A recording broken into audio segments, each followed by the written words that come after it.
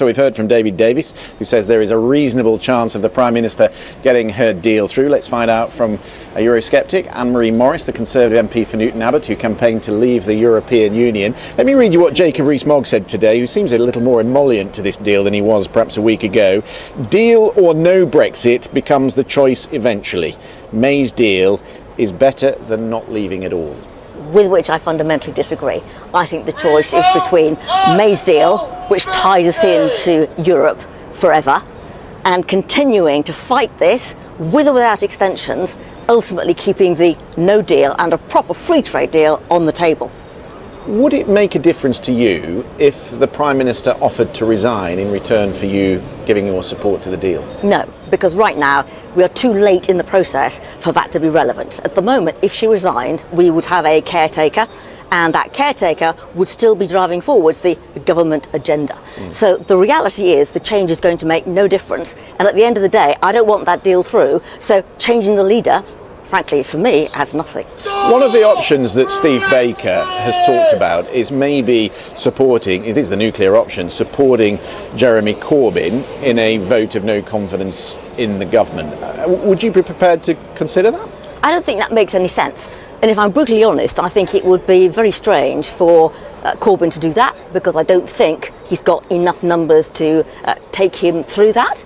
The reality is there will be a core group of Conservatives who are never going to vote for that. So I don't see it happening. I wouldn't support it. I can't see it takes us anywhere. I think if we're talking about, motions of no confidence potentially leading to election, then I think we still have on the table the potential for Theresa actually to call an election.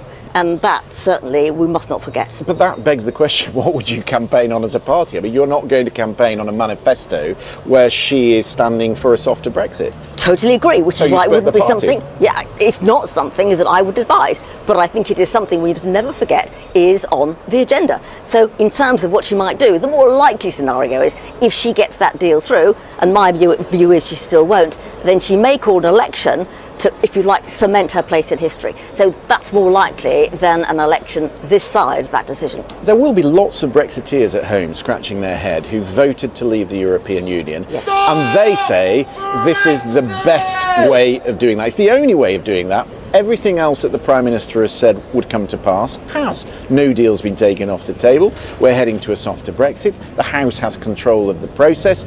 You're being frozen out of the picture. No, and no. No deal is not off the table. It can still and it will continue whether we have no extension, a short extension, a long extension. It is still there. The House opposes it.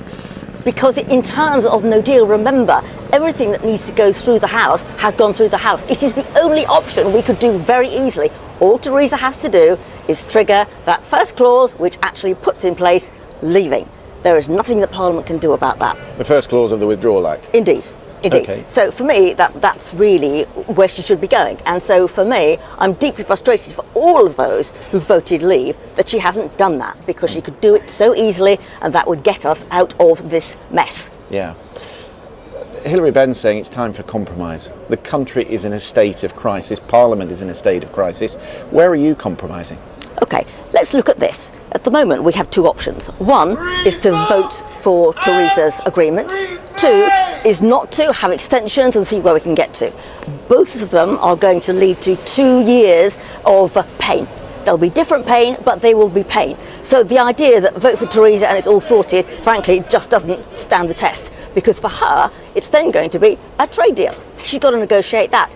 Similarly, if we go for an extension, it's negotiating a trade deal. So the reality is there is no more certainty by pushing her agreement through than the other way around. The benefit is if we stay and we extend, we can still do no deal. If we take hers, then there will never be no deal, and we are in a position of a permanent customs union, because Europe have to agree that deal, and there is no way they are going to agree anything short of a customs union. Okay, Anne-Marie Morris, thank you very much indeed. My pleasure. Thank you. So we've heard a little bit about the plan for tomorrow from Vicky. Let's just take a moment to look in more detail at what the so-called indicative